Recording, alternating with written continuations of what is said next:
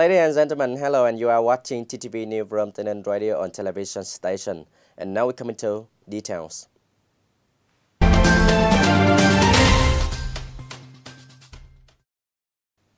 Ladies and gentlemen, the implementation of administrative reform in the third quarter of 2019 in Tây Ninh province continued to achieve many positive results, especially people have been interested in using online public service deployed in the province. According to the statistics of the functional authorities, up to now, all levels have publicly announced the electronic process of 1,876 administrative procedures. The reception and settlement of administrative procedures and result return have been carried out at the Provincial Public Administration Center and the section of receiving and returning results of 9 per 9 district city and 95 per 95 commune schools and towns in the province. The administrative agencies at the same level shall implement the interconnected one-gate mechanisms in the field of granting business registration certificates, tax code registration for enterprises, grant certificates of land use right and other properties associated with the land. The province has also carried out pilot implementation of receiving some administrative procedures through the Provincial Public Administration Portal of Yellow Social Network. In the third quarter of 2019, the entire province received and processed 25,054 three-level public service files and 56,515 to level 1,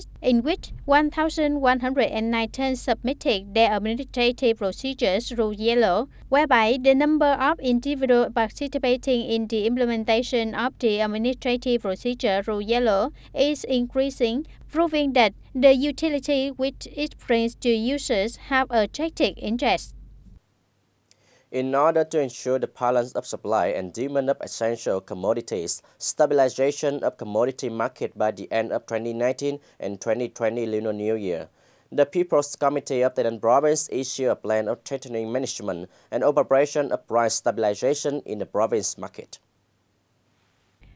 whereby the Provincial People's Committee assigned the Department of Industry and Trade to lead, monitor, and evaluate the supply and demand sources of goods, especially those with high price fluctuation in the province, so that it can take the initiative in ensuring the balance of supply-demand market stabilization and avoiding the shortage of goods or disrupting the flow of goods, causing sudden price increases. In addition, it should urge businesses to implement activities of domestic trade promotion and consumption stimulus programs. It also needs a mechanism to support, prioritize, and create favorable conditions for enterprises to participate in the program of stabilization, expand the distribution network of goods to densely populated areas, industrial parks, and remote communes. At the same time, the Provincial People's Committee directed localities and functional agencies to strengthen inspection, control, and prevention of smuggled goods trading and transportation, the production and trading of fake goods, poor quality, and goods that are not clearly identified the origin and violated food safety and hygiene, to strictly handle the speculation and hoarding of goods in order to raise prices for illicit profits in accordance with the law. It is expected that the stock goods price stabilization during 2020 Lunar New Year in the province, with 8 essential items including rice, sugar, cooking oil, pork, chicken, eggs, sugar, and vegetable fruits, were about 162.6 billion Việt Nam đồng.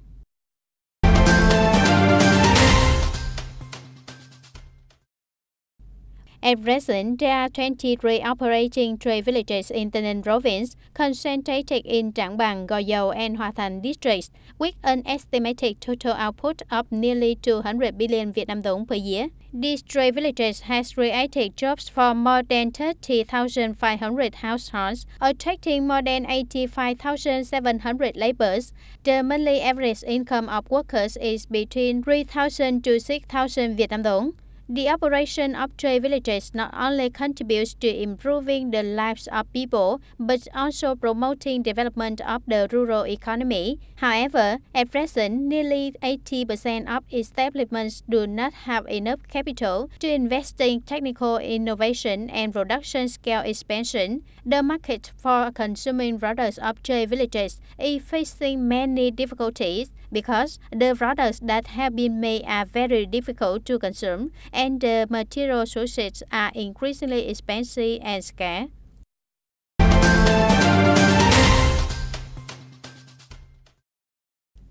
According to a report of Tây Ninh Tax Bureau, in 11 months of 2019, the domestic tax revenue was estimated at over 7,260 billion Vietnam dong, reaching more than 98% of 2019 estimate and up to 114% over the same period.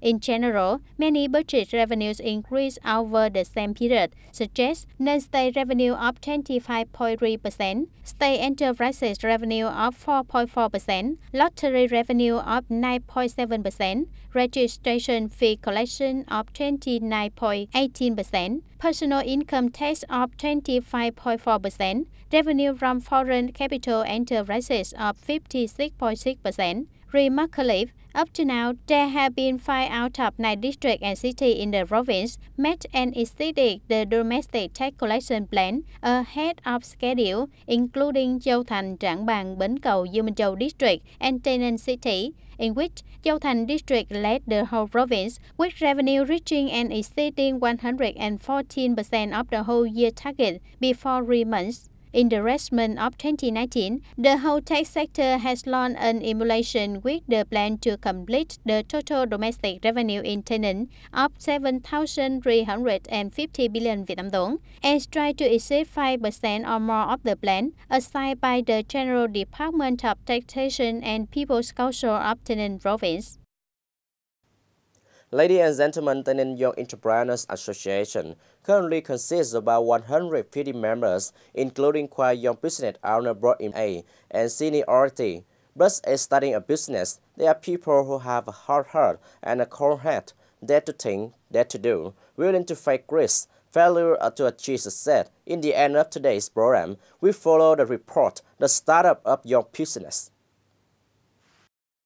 Mr. Đăng, born in 1988, is the owner of Tân Nhiên Rice Paper Factory, located at Trường Đông Commune, Hòa Thành district. In 2018, as beginning startup, he worried a lot about how to produce rice paper with differences from traditional ones, especially to overcome the crunchy disadvantages and have to dip in liquid as eating. The material that he chose to produce rice papers is made from wheat flour, salt, and does not use preservatives mixed with modern close production technology, from cooking flour, cutting to drying rice paper by infrared oven. He has produced rice papers with the advantages of being soft, thin, and not having to dip into water before eating.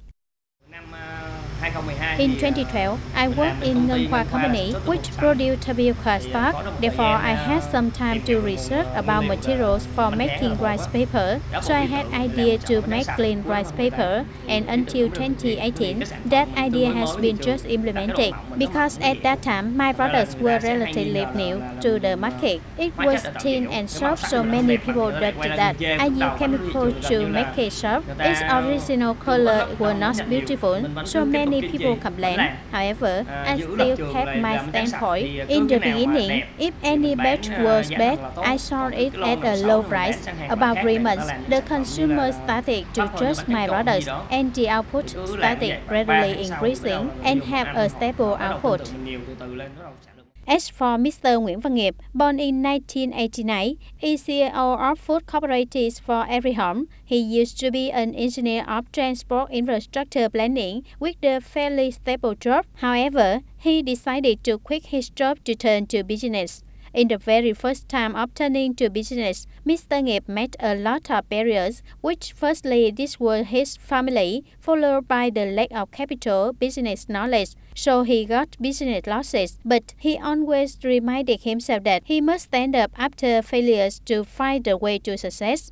In 2016, the young man Nguyễn Văn Nghiệp returned to Tây Ninh to start a food business, including vegetables, fruits, fish, pork, beef, chicken, etc. His first target was not only profits, but also he would like to bring safe products to consumers. Not afraid of difficulties and hardships, he met members of Long Mỹ Safe Vegetable Production Commodities to link production under right safe vegetables, which are produced according to Vietgap standards, as well as collaborate with people in animal husbandry to supply pork, fish, and beef products in the direction of biosecurity to supply the market. Every person has a predestined love to profession. I myself used to try many different businesses, but as trading food, it lies a predestined affinity, and luckily I can do it. It has potential because it is the daily demand of everyone. I aim to trade fresh, poor products. Overcoming difficulties and hardships to find the right direction in the startup process, it has brought good achievements to young entrepreneurs of Tây Ninh province. At present, Mr. Nguyễn Văn Nghiệp Food Cooperative for Every Home is the main food distributor for more than 70 schools and collective kitchens in the province. As for the product of Tân Nhiên rice paper, Mr. Đăng also has a firm position in the market. His facility supplies averagely about 50 tons of products every month, with the system of product distribution agents, which have been opened in many provinces and cities across the country. Especially, Mr. Đăng is also one of the two typical young entrepreneurs of Tây Ninh province who was nominated to receive the title of Excellent Startup Young Entrepreneurs in 2019 by the Vietnam Young Entrepreneurs Association. Ladies and gentlemen, that's all for today TTV News. Thank you for being with us and goodbye for now.